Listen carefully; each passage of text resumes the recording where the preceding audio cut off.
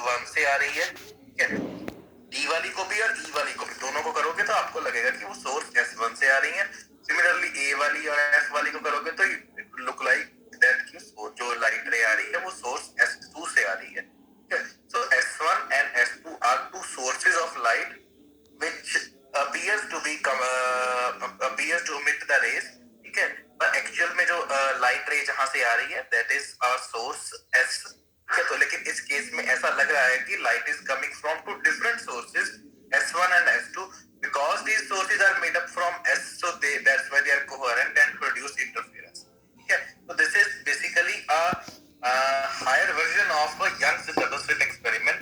Double slit experiment में आप क्या करते हो that you have a source of light और उसके आप शीट लगा के स्लिट वगैरह लगा के उसके दो सोर्स बना लेते हो।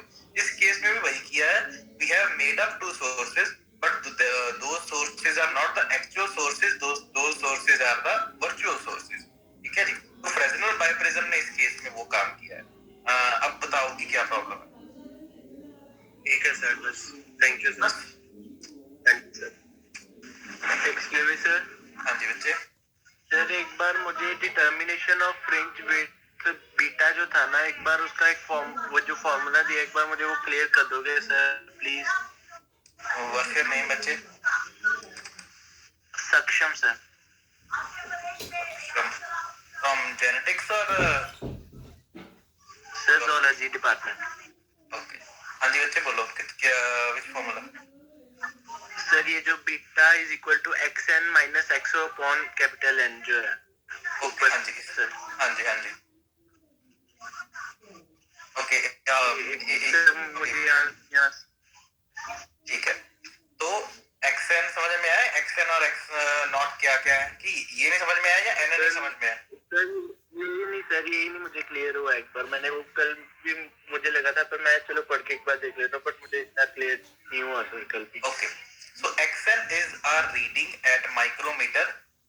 ओके सबसे पहले हमने क्या किया, x नॉट कोई भी सपोज मैं इस फ्रिंज पे था, ठीक है, और मैंने यहाँ पे माइक्रोमीटर की रीडिंग ली, suppose that comes out to be x naught, कुछ रीडिंग है उसको x नॉट मान लिया। This is okay for you?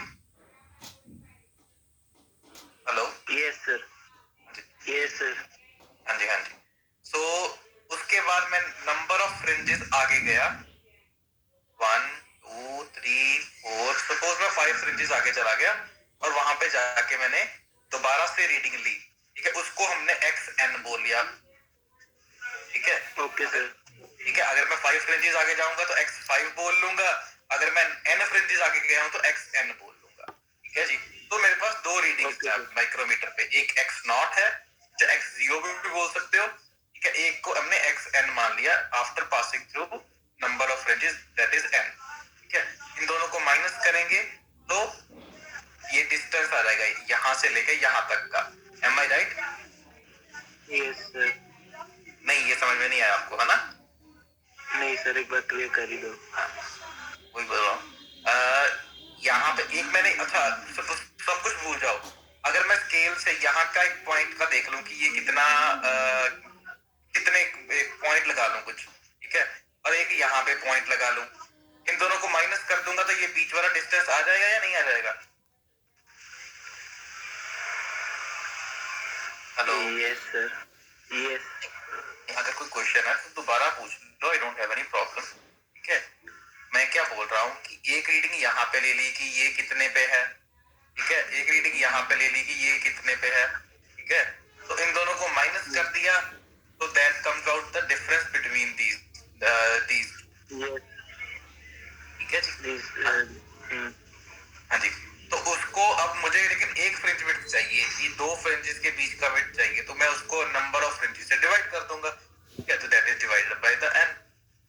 This is the number of fringes जो होंगे वो होल लेंगे ना, जितनी सारी फ्रिंजेस हैं। नहीं होल क्यों लोगे, जितनी फ्रिंजेस हमने अपनी तरफ से ये यहाँ पे एक मेजरमेंट किया, उसके बाद कुछ नंबर ऑफ फ्रिंजेस अपनी तरफ से हमने लेके और अगली फ्रिंजेस है वहां पे मेजरमेंट किया, ठीक है, वो नंबर n नंबर जो है वो हमने अपनी तरफ से लिया है। ओके सर, ठीक है जी।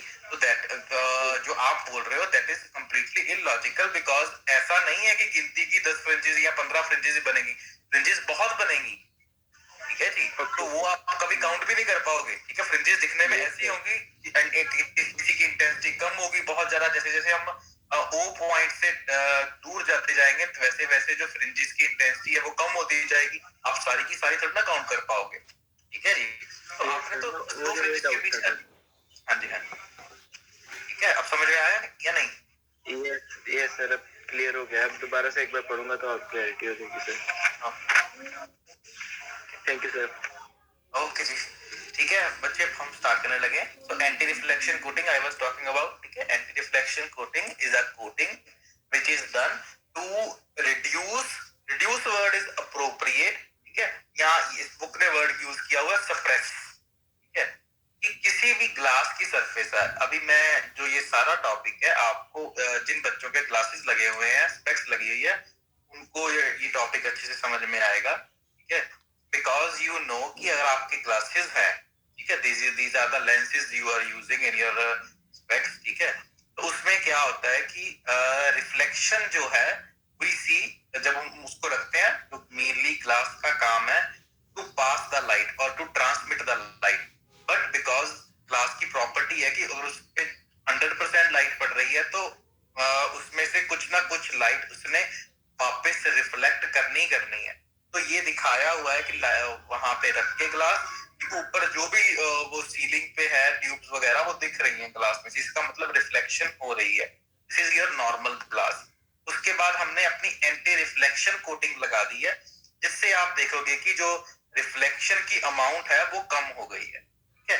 सो anti reflection coating is a coating of thin film done on the surface of a glass to suppress the reflection that is coming from the glass, ठीक है। इसकी सरफेस से जो भी रिफ्लेक्शन हो रही है उनको कम करने के लिए हम एक एंटी रिफ्लेक्शन कोटिंग लगाते हैं, सो दैट कि हमारी जो विजिबिलिटी है और जो ट्रांसमिटेड लाइट है वो उसकी उसकी इंटेंसिटी अच्छी आए। और व्हाटएवर द थिंग इज की जो अगर हम मोबाइल वाले कैमरा की लेंस की बात कर लें या अदर कैमरा जो DSLR वगैरह आते हैं, ठीक है, उनके लेंस की बात कर लो। व्हाट यू वांट इज कि आप चाहते हो कि जो भी कैमरा है उसमें से लाइट ज्यादा पास हो और उसमें से जो आपकी फोटो वगैरह है वो भी बेटर आए, ठीक है। So to do that also we have an anti reflection coating on the surface of lens so that there are much less number of reflections, ठीक है। रिफ्लेक्शंस कभी भी खत्म नहीं होंगी, as you can see here। Reflections ऐसे नहीं है कि रिफ्लेक्शंस हो ही नहीं रही है, ठीक है, रिफ्लेक्शंस होंगी, but to suppress the reflections or to reduce the number of reflections, that's what we are doing. Anybody, any question? No? Okay.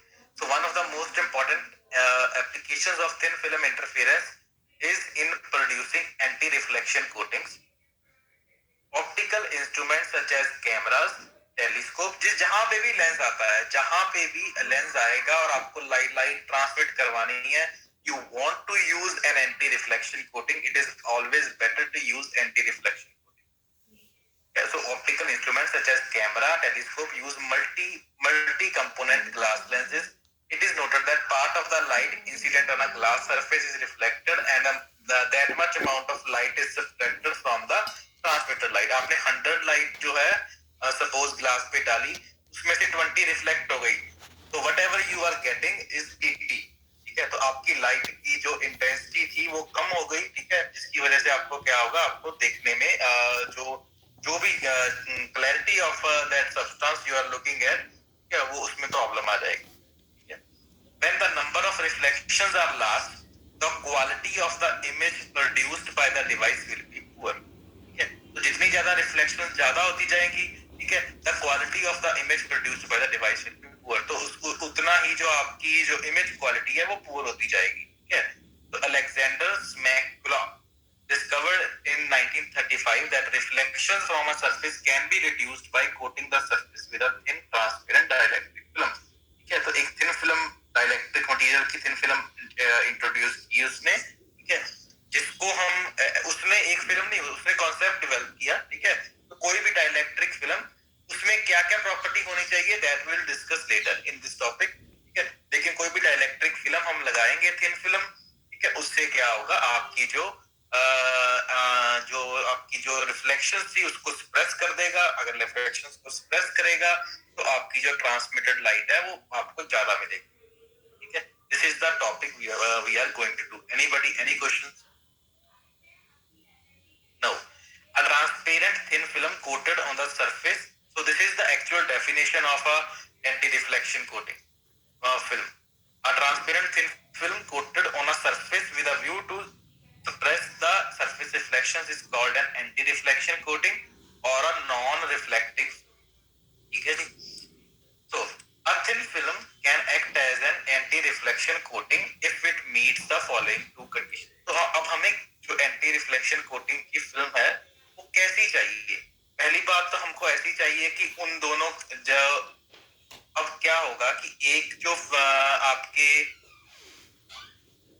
यहाँ पे लाइट, ये डायग्राम को हम ध्यान से पहले स्टडी करते हैं। ठीक है, तो दिस जो ये लाइन मार के शो किया हुआ, दिस इज योर ग्लास, और उसके ऊपर एक ये जो ब्लू में शो किया हुआ है, this is your thin film which you have introduced on the surface of the glass. ठीक है जी? तो जैसे ही आपने लाइट रे डाली, ठीक है, कुछ लाइट रे यहाँ से रिफ्लेक्ट होगी और कुछ जो लाइट रे है वो नीचे से रिफ्लेक्ट होगी। ठीक है, दिस यू नो कि कुछ लाइट रे यहाँ से रिफ्लेक्ट हो रही है, कुछ लाइट रे यहाँ से रिफ्लेक्ट हो रही है, और वन और दो रेज में वो कन्वर्ट हो रहा है। ठीक है, वन और जो टू है, अगर इनके बीच में ऑब्वियसली हमने पढ़ा है कि जब भी दो रेज वन रेज से बनती है तो इंटरफेरेंस आएगा ही आएगा। ठीक है, वो हमने सारे टॉपिक कर लिए हैं कवर। अब वन और टू में इंटरफेरेंस तो होगा ही होगा, लेकिन व्हाट वी वांट इज कि वन और टू में डिस्ट्रक्टिव इंटरफेरेंस हो। डिस्ट्रक्टिव इंटरफेरेंस का मतलब जो लाइट रिफ्लेक्ट हो रही है वो ब्लैक हो। ब्लैक का मतलब कुछ भी ना हो उसमें, उसमें कुछ भी इंटेंसिटी ना हो। तो we to suppress the light come reflect being reflected from this glass surface, हमने एक एंटी रिफ्लेक्शन कोटिंग लगाई थी। इसकी वजह से दो लाइट रेज रिफ्लेक्ट हो रही है। अगर उनके बीच में डिस्ट्रक्टिव इंटरफेरेंस होगा, that means what we are seeing will be just complete dark. इसका मतलब है कोई लाइट रे एमिट नहीं करेगा वो। ठीक है जी? तो सबसे पहली कंडीशन तो ये है हमारी कि वन और टू जो है वो आपस में ऑपोजिट फेज की होनी चाहिए। ठीक है, उनका पाथ डिफरेंस ऐसा होना चाहिए कि वो डिस्ट्रक्टिव इंटरफेरेंस करे, ना कि कंस्ट्रक्टिव इंटरफेरेंस करे। ठीक है, सबसे पहली कंडीशन है that is phase condition. The waves reflected from top and bottom surface of thin film are in opposite phase. ये दोनों ऑपोजिट फेज में होनी चाहिए, such that there overlapping leads to destructive interference. इसका मतलब कि उन दोनों के बीच में जो इंटरफेरेंस हो वो कौन सा होना चाहिए? डिस्ट्रक्टिव होना चाहिए, ना कि कंस्ट्रक्टिव। ठीक है, second condition is amplitude condition. ठीक है, ये इन दोनों का जो एम्पलीट्यूड है वो भी सेम होना चाहिए। अगर एक का एम्पलीट्यूड ज्यादा है, दूसरे का एम्पलीट्यूड कम है और डिस्ट्रक्टिव ही हो रहा है, तो भी कुछ ना कुछ आपको दिखाई देगा। इसलिए व्हाट यू वांट इज कि इन दोनों का एम्पलीट्यूड है वो भी इक्वल होना चाहिए। ठीक है, the above condition enable us determine respectively the required thickness. तो पहले से हमको थिकनेस पता चलेगी कि जो हमने थिन फिल्म लगानी है उसकी थिकनेस कितनी होनी चाहिए। ठीक है, और दूसरे से हमें जो मटेरियल है वो कैसा, उसका मटेरियल का रिफ्रैक्टिव इंडेक्स वगैरह क्या होना चाहिए। तो इस पहली कंडीशन से हमें क्या पता लगेगा कि मटेरियल की थिकनेस कितनी होनी चाहिए। सेकंड कंडीशन से क्या पता चलेगा कि मटेरियल का रिफ्रैक्टिव इंडेक्स कितना चाहिए। यहां तक भी क्वेश्चन?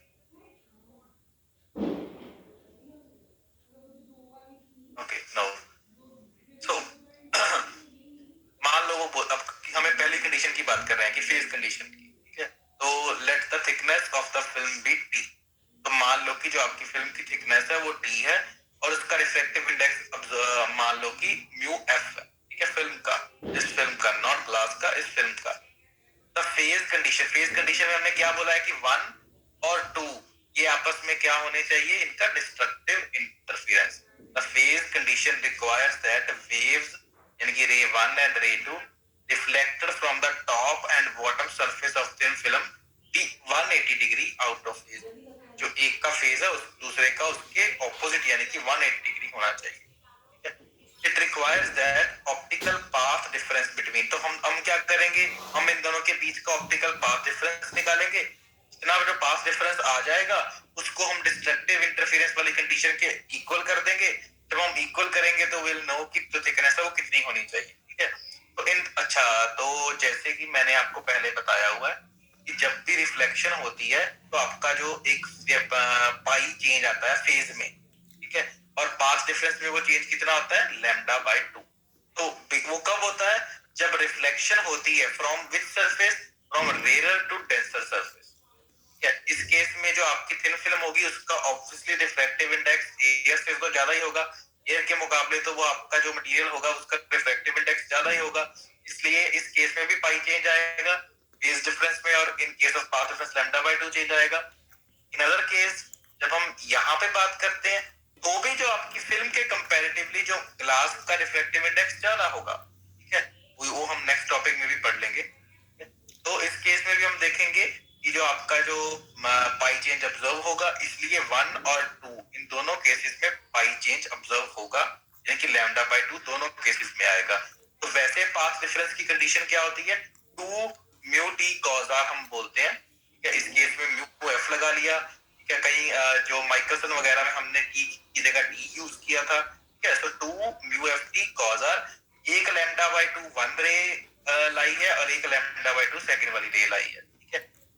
तो लैम्डा बाय 2 दो हो गए, ठीक है जी।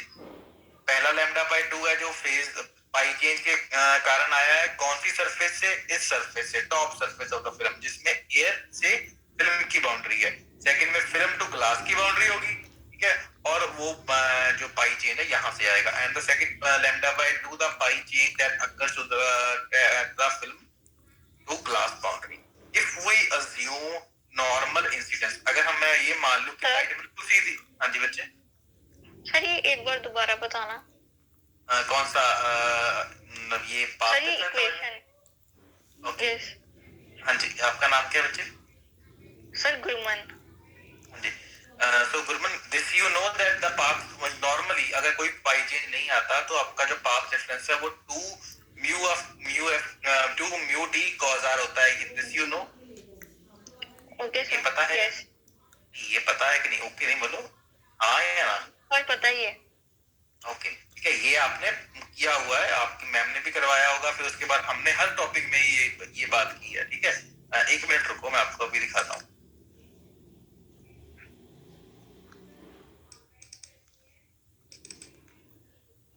अब फेबरे पेरेंट है बिकॉज इसमें हमने ट्रांसमिटेड लाइट की बात की थी, इसमें रिफ्लेक्शन की बात नहीं की थी।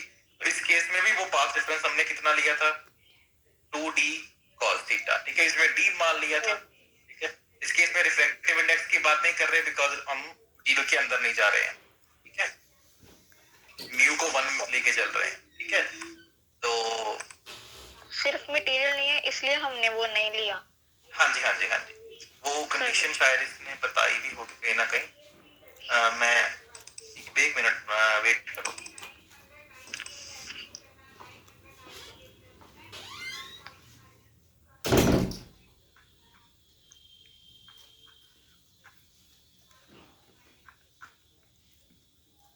ये देखो, the optical path difference between the rays, ये न्यूटन रिंग्स का है, ठीक है, is 2 mu D cos R, ठीक है, क्योंकि न्यूटन रिंग्स में भी पाई बाय लैम्डा बाय 2 का आया था वो पाथ डिफरेंस, तो हमने लगाया था, ठीक है। Mu is equal to 1 for air, ठीक है, तो इसलिए हमने म्यू को 1 मान लिया था, ठीक है। उसमें सिर्फ जस्ट 2d कॉस आर था, उसमें भी नॉर्मल इंसिडेंस माना था, इसलिए कॉस आर को हम 1 मान लेते हैं, इनकी कॉस 90 उसको कॉस 0 मान के उसको 1 मान लेते हैं, ठीक है। समझ में आई बात? Okay sir. एंगल मैक्सिमम लेना है हमने। नहीं, मैक्सिमम नहीं, इसको बोलते हैं नॉर्मल इंसिडेंस। जो आपका एंगल को मैक्सिमम नहीं बोलते, इसका मतलब है जो लाइट है वो किसी एंगल पे स्ट्राइक करने की बजाय बिल्कुल सीधा स्ट्राइक कर। Okay sir, zero. तो हाँ जी, 0 एंगल। हाँ, सो अच्छा, ये समझ में आ गया? सर ये आ गया। हाँ जी, उसके बाद एक ये सरफेस पे पाई चेंज है, उसका लैम्डा बाय 2 लगा लिया। एक सेकंड सरफेस पे पाई चेंज आया, उसका लैम्डा बाय 2 लगा लिया। ये समझ में आया, ये समझ में नहीं आया? सर यही नहीं पता लगा था कि सेकंड लैम्डा बाय 2 क्यों लगा रहे हैं। अब भी नहीं लग रहा? नहीं, अब पता लग गया सर, वो नहीं लग रहा था। ओके ओके, अब ठीक है। Yes sir, thank you. Okay, anybody कोई भी क्वेश्चन आता है वहीं पे स्टॉप करके 2 बार पूछो, 3 बार पूछो, आई डोंट हैव एनी प्रॉब्लम, ठीक है। लेकिन अब अभी क्लियर कर लोगे तो इट्स बेटर, ठीक है। अगर आप मुझे 10 दिन के बाद कुछ पूछोगे, ऑब्वियसली मैं तब भी एक्सप्लेन करूंगा, ठीक है, बट तब आपको हो सकता है कि मैं उस फ्लो में ना हूं या आप उस फ्लो में ना हो, ठीक है। अब जो समझ लोगे उसके जैसा और कुछ नहीं होगा, ठीक है। तो प्लीज इट्स अ रिक्वेस्ट कि जहां पे भी प्रॉब्लम लगती है बताओ, ठीक है, बिकॉज ऑलरेडी हमारे पास एक फ्लॉ है कि मैं आपको कोई भी चीज अच्छी तरह से एक्सप्लेन नहीं कर पा रहा हूँ because of the online class, ठीक है। अगर यही ऑफलाइन होता तो आपको कोई क्वेश्चन भी वैसे नहीं होने देता मैं। तो एनीबडी एल्स? हाँ जी बच्चे, बच्चे आपकी आवाज नहीं आ रही। सर नेटवर्क प्रॉब्लम बहुत ज्यादा आ रही है, मेरा कनेक्ट काफी टाइम के बाद हुआ, स्क्रीन शो ही नहीं हो रही थी। तो मतलब ये मेरी तरफ से प्रॉब्लम है या आपकी तरफ से? पता नहीं सर, नेटवर्क प्रॉब्लम बहुत ज्यादा आ रही है। अभी 5 मिनट पहले ही यहाँ पे मेरे ऊपर क्लास स्टार्ट हुई है। ओके, बाकी बच्चों को भी आ रही है? नो मैं सर। पूछ रहा हूँ। Sir no sir. No sir. No sir. No sir. ठीक है। हाँ जी बच्चे, बाकी बच्चों को तो नहीं आ रही, तो मुझे लगता है आपके नेटवर्क में प्रॉब्लम है। हेलो सर पता नहीं, मैंने काफी बार कनेक्ट करने की ट्राई की पर बार बार स्क्रीन नहीं शो हो रही। आपका मोबाइल नेटवर्क है? Yes sir. हाँ, तो इसीलिए कुछ नेटवर्क में इश्यू होगा, ठीक है। तो अब उसका मैं कुछ अभी सोल्यूशन तो नहीं दे सकता। आपका नाम क्या है बच्चे? सर कशिश। ओके कशिश बच्चे, मैं आपको अभी तो क्या सोल्यूशन दे सकता हूँ, आप या तो ऐसे कर लो कि अपने फ्रेंड्स को बोलो कि थोड़ा सा रिकॉर्ड वगैरह कर लिया करें, ठीक है। बाकी आप ऐसे कर लेना कि मुझे you can call me any time, ठीक है, तो मैं तब भी समझा लूंगा, ठीक है। Okay sir, thank you sir. ठीक है, जितना अब समझ में आ रहा है उतना समझ लो, ठीक है। बाकी जब हमारी जो यूनिवर्सिटी में क्लासेस वगैरह शुरू हो जाएंगी तो हम दोबारा से भी कर लेंगे, ठीक है। No worry about it. Thank you sir. Okay, anybody else? Sir हाँ जी। सर नेगेटिव साइन क्यों आया यहाँ पे लैम्डा बाय 2 के आगे? ओके, जो एक्चुअली में जो आपका पाथ डिफरेंस है ना रे 1 और रे 2 के बीच में, ठीक है, तो मैं क्या करता हूँ, यहाँ से लेता हूँ, तो यहाँ से लेके मैं रे का पाथ डिसाइड कर रहा हूँ। What I am doing is कि मैं अपनी रे का पाथ देख रहा हूँ कि मेरी रे ने कितना पाथ ट्रेवल किया है, ठीक है। अगर मुझे पता नहीं कि आपको नौनिता मैम ने वो करवाया है कि नहीं, ठीक है, अगर आप अपनी जो वो बुक है, यही बुक के ना पहले टॉपिक आता है, उसमें वो सब कुछ एक्सप्लेन किया हुआ है कि कैसे जो पाथ डिफरेंस वगैरह कैसे कहाँ से आता है, ठीक है। उसमें उसने बताया हुआ है कि जब भी आपका जो वो फेज डिफरेंस वाली चीज आती है, ठीक है, तो आपको क्या लेना होता है। आपको मतलब नेगेटिव का मतलब है कि जो आपकी रे यहाँ से आ रही थी उसकी एक जो लैम्डा बाय 2 वेवलेंथ है वो यहाँ से कट हो जाती है जब आप जब आपकी रे रिफ्लेक्ट होती है ऐसी सरफेस से, ठीक है। तो इसलिए उसको लैम्डा बाय 2 माइनस लिखा जाता है, यानी कि उसका पाथ डिफरेंस में से कुछ पाथ कम हो गया। पाथ में से नॉट पाथ डिफरेंस, पाथ में से कुछ पाथ कम हो गया। अब ऐसे कर सकते हैं अब, क्योंकि वो अगर तो बुक होती मेरे पास सामने सारी तो मैं आपको दोबारा से फटाफट दिखा ही देता, ठीक है। अब मेरे पास बुक भी नहीं है, तो ऐसे कर लेंगे, कोई बात नहीं। जब नेक्स्ट टाइम हम मुझे लगता है कि शायद आप लोगों को ये मैम ने टॉपिक करवाया नहीं है, ठीक है, तो जब हम करेंगे ना दोबारा से, ठीक है, तो मैं आपको दोबारा से अच्छी तरह समझा दूंगा, ठीक है, कि ऐसे क्यों है। जितना बुक से आपको डायग्राम वाइज ज्यादा समझ आ जाएगा, ठीक है। सर अप्रॉक्स कोई आपको कोई प्रोबेबिलिटी लगती है कब से शुरू होंगी क्लासेस ऑफलाइन? नहीं, I don't know, I don't have any idea कि क्या कब से होगी, क्या होगा, ये तो कोई भी नहीं बता सकता। तो हाँ, बुक में है, अभी मेरे पास बुक है, बुक में डायग्राम है उसकी, तो I wish I could show you, but चलो कोई बात नहीं, ठीक है। ओके, सो ठीक है बच्चे, तो ये लैम्डा बाय 2 वाला इतना कोई इशू नहीं है, ठीक है। माइनस क्यों आ रहा है, मैं अगर बुक खुद ही डायग्राम हो तो मैं आपको समझा देता, ठीक है। किसने क्वेश्चन पूछा था वो लैम्डा बाय 2 वाला? मुस्कान। हाँ जी Muskan, do you have the book of Subramanyam? No sir, not yet. Okay, ठीक है, चलो कोई बात नहीं, ठीक है। तो वो हम तब डिस्कस कर लेंगे जब आप, मैं या तो कल बुक में से फोटो खींच के आपको शो कर दूंगा, ठीक है। ओके, और सो हाँ जी, तो यहाँ तक अब किसी और कोई क्वेश्चन और कोई? सो ये हमने बात कर ली कि पहला लैम्डा बाई 2 क्यों आया और दूसरा लैम्डा बाई 2 क्यों आया। ठीक है, नॉर्मल इंसिडेंस है इसलिए हमने कॉज एंगल जो है वो 0 ले लिया, तो कॉज आर जो है आपका 1 हो गया। ठीक है, तो 2 mu F T cos R को 1 ले लिया, लैम्डा बाई 2 और लैम्डा बाई 2 लैम्डा हो गए। ठीक है, अब किसी भी वेव में से एक पूरी वेवलेंथ निकाल भी लोगे तो कोई फर्क नहीं पड़ेगा। ठीक है, तो माइनस लैम्डा जो है उसके पाथ डिफरेंस में कुछ और कोई फर्क नहीं डाल सकता। ठीक है, तो वो कोई फर्क नहीं पड़ेगा। ठीक है, तो आपका वो जो 2 म्यू एफ टी वो माइनस लैम्डा जो है वो इक्वल होगा, अप्रोक्सीमेटली इक्वल भी नहीं बोल रहा मैं, ये नहीं बोल रहा कि दोनों अप्रोक्सीमेटली सेम होंगे, ये बिल्कुल सेम होगा, because this is the condition for the coherence ना। हमने कोहेरेंस में यही बोला था कि उनका जरूरी नहीं कि पाथ डिफरेंस सेम ही रहना चाहिए, उनका पाथ डिफरेंस जो है वो कांस्टेंट भी रहना चाहिए। ठीक है जी, तो लैम्डा से कोई उसको फर्क नहीं पड़ता।